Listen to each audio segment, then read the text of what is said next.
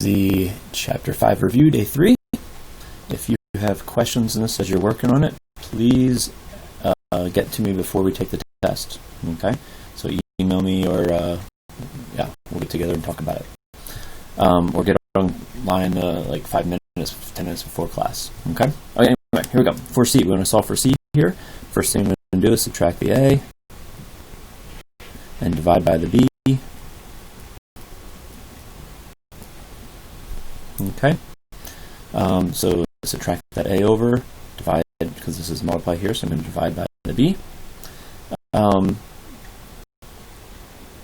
I can then raise both sides to the E power. So I have E to the N minus A over B is equal to, those cancel out, C over D. And the last thing to get C by itself is that I can multiply by the D. So this would be D times E to the N minus A over B is equal to the C. For number 75, I want to solve for the T. First thing I'm going to do is divide by this one. So I have Y over Y sub O is equal to E over negative KT. Okay. Opposite of E is the natural log. So I can take the natural log of this side and the natural log of this side. Those cancel, so I just have negative KT. And to get T by itself then, I'm going to divide by the negative K. So natural log of Y over Y sub O over negative K.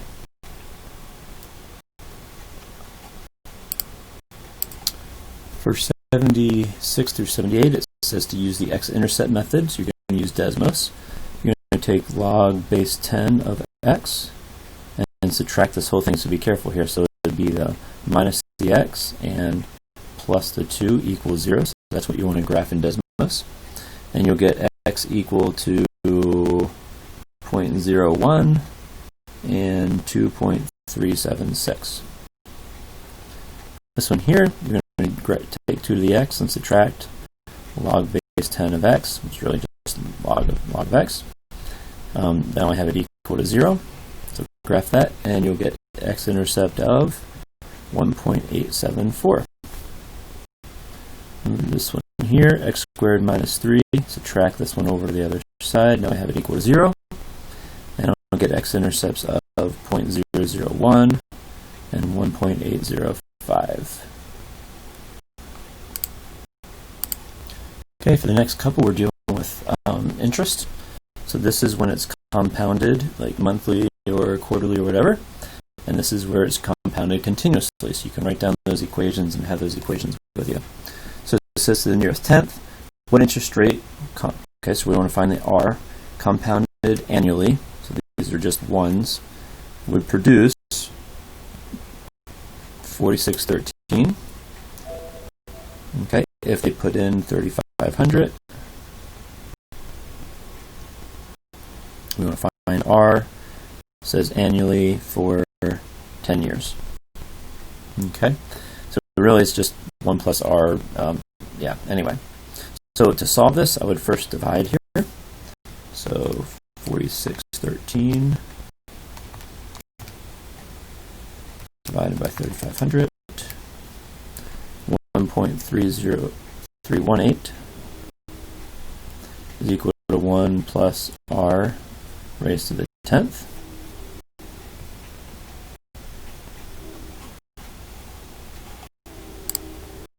To solve this equation, I would take the 10th root of both sides.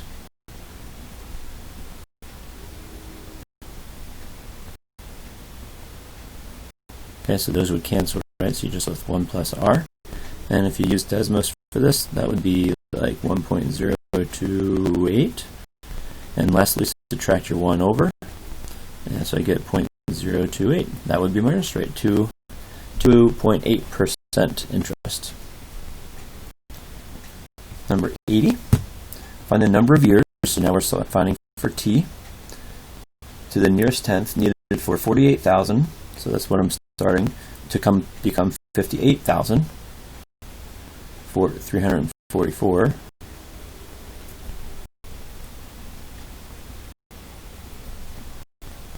at 5% compounded semi-annually. so semi-annually here. So 1 plus 5%. Semi-annual would be twice per year. Okay, so we want to solve this equation here for the t. First thing, I would divide that over. 58,344 divided by 48,000 gives me 1.2155.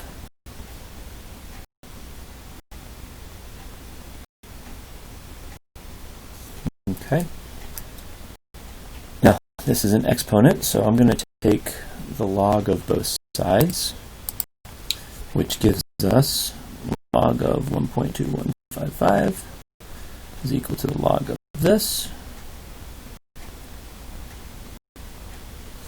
Use the power rule to bring that out front.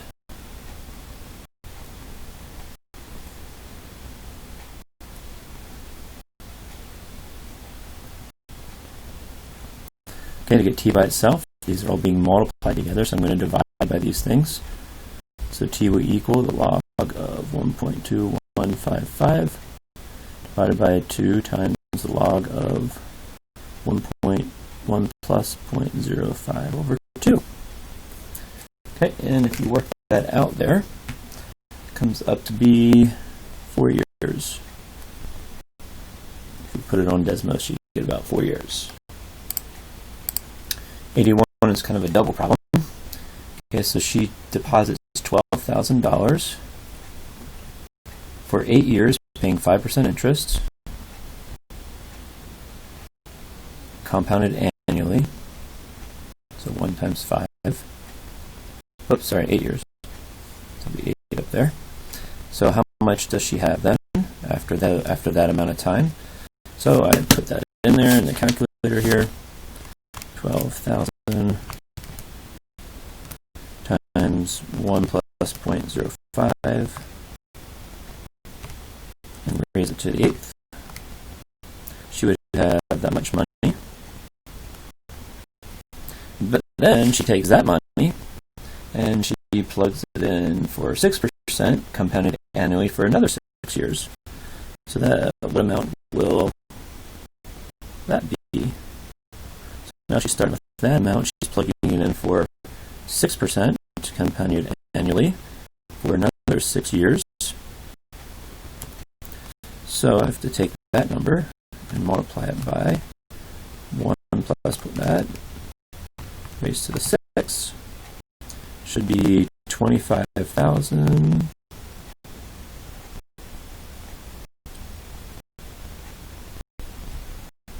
I put 1,200 instead of 12,000. Okay, so I'm off by a little bit there. It should be $25,149.59. So I had put in my calculator, I put that instead of 12,000. So it's just off by. Yeah, this is correct.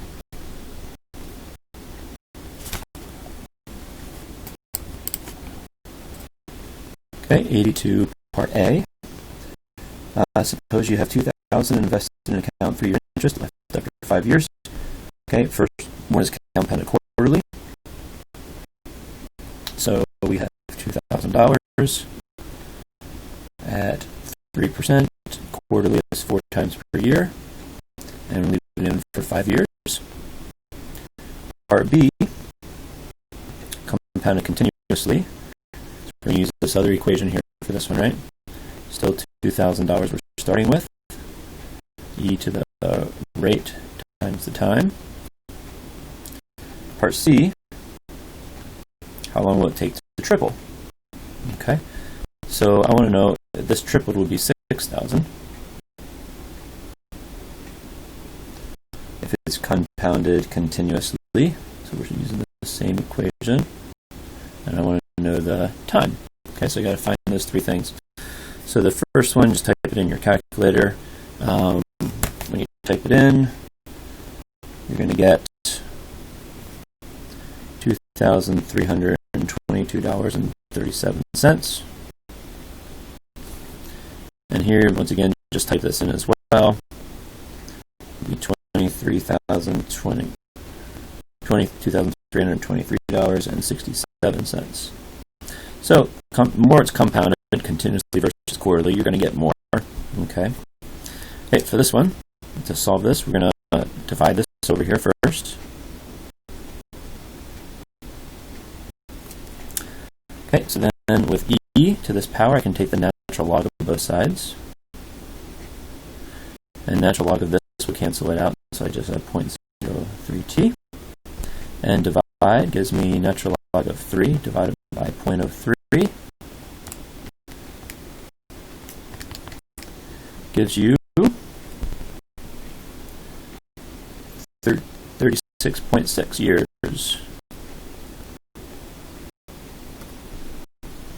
Okay, so after 36.6 years, that money will triple. Okay, 84 is an interesting problem. So this models the number of calories consumed daily by a person owning X acres, so X is my number of acres, in a developing country. Find the number of acres owned by someone who has an average intake of calories of 2,200. So my calories is 2,200, and I want to find how many acres they have. What would be the prediction for that? Okay, so I got to get this by itself here, so I'm going to subtract that over there. So I get 275 is equal to 280 natural log of x plus 1. I'm going to divide by this. I get 0.9821, etc. is equal to the natural log of x plus 1. Okay, get rid of the natural log. Let's take e. And e gets rid of that, so I just have x plus 1. And lastly, I'm going to subtract that 1 over. Okay, and that, if you work that out, comes up to be about 1.67. So 1.67 acres. Number 85, the concentration of pollution in grams per liter and the East Fork of the Big Weasel River is approximated by this equation. So this is that. X is the number of miles downstream from the paper mill. So probably higher concentration closer, and the farther you get away from the mill, the less the concentration, right? We're going to see that here. So X, okay, we plug that in here. So 0.04 e to the negative 4 times 0.5, and that comes up to be 0.0054. So if we are a half mile from the paper plant, that is our concentration of pollutants. Okay, the next one, plug in a 1 there, you get 0.00073. So farther away, less pollution. Okay, so part C asks for 2 miles downstream, so it's really just P of 2. Okay, and you work that out, you get even less pollution because you're farther away, it gets diluted. Okay, and then part D, where's the concentration? So where is this part? 0.002. So 0.002 is equal to this. Okay, so we need to solve for x, how many miles downstream it is. Okay, so first thing I would do is divide by this. 0.002 divided by 0.04. 0.05 is equal to e to the negative 4x. Okay, take e, so take the natural log of both sides. Natural log of 0.05 is equal to negative 4x. Natural log cancels out the e. And divide by negative 4. And you should get about 0.75 miles. Okay, our last problem, number 87.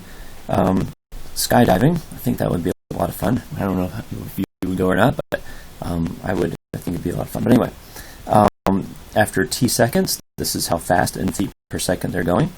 We want to know when are they going to reach a speed of 147 feet per second, which is the same as 100 miles per hour. So at what point, at what time here, will they start, when they jump out of the airplane, will they be going 100 miles an hour? Okay. First thing I would do is I would divide here. So I get 0.8352. I would subtract the 1. So negative 0.16477. Get rid of this negative.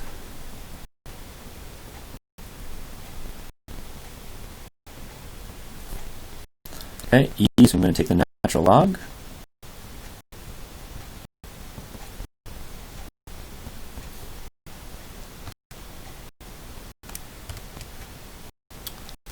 And lastly, I'm going to divide that by negative 0.18. Okay, so I get about, very close to about 10 seconds. So you jump out of an airplane, about 10 seconds later, you're traveling about 100 miles an hour.